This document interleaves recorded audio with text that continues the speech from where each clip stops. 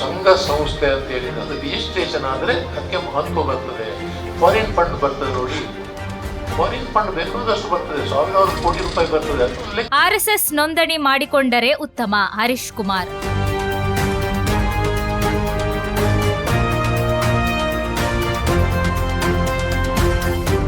ರಾಷ್ಟ್ರೀಯ ಸ್ವಯಂ ಸೇವಕ ಸಂಘ ಸೇರಿದಂತೆ ದೇಶದಲ್ಲಿ ಕಾರ್ಯನಿರ್ವಹಿಸುವ ಎಲ್ಲಾ ಸಂಘಟನೆಗಳು ಕಾನೂನಿನಡಿ ನೋಂದಣಿ ಮಾಡಿಕೊಳ್ಳುವುದು ಕಡ್ಡಾಯವಾಗಿದ್ದು, RSS ಕೂಡ ನೋಂದಣಿ ಮಾಡಿಕೊಂಡರೆ ಉತ್ತಮ ಎಂದು ದಕ್ಷಿಣ ಕನ್ನಡ ಜಿಲ್ಲಾ ಕಾಂಗ್ರೆಸ್ ಅಧ್ಯಕ್ಷ ಕೆ ಹರೀಶ್ ಕುಮಾರ್ ಅಭಿಪ್ರಾಯಪಟ್ಟರು.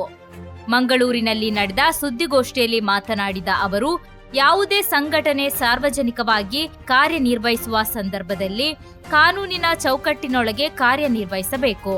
ಸಂಘಟನೆಯ ಚಟುವಟಿಕೆಗಳಲ್ಲಿ ಪಾರದರ್ಶಕತೆ ಹಾಗೂ ಉತ್ತರದಾಯಿತ್ವ ಕಾಪಾಡಲು ನೋಂದಣಿ ಅಗತ್ಯವಾಗಿದೆ ಎಂದು ಹೇಳಿದರು.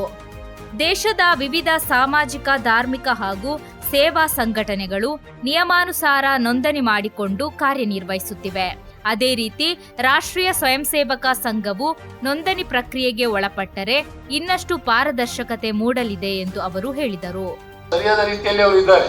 ಆದರೆ ಆಯ್ತಪ್ಪ, ಇಷ್ಟು ದೊಡ್ಡ ಸಂಸ್ಥೆ 100 ವರ್ಷ ಆಯ್ತು, ಇನ್ನು ರಿಜಿಸ್ಟರ್ ಮಾಡುದಿಲ್ಲ ಅಂತ ಹಠ ಯಾಕೆ? ನಮಗೆ ಮಾಡಿದ್ರೆ ಅವರಿಗೆ ಒಳ್ಳೇದಲ್ವ?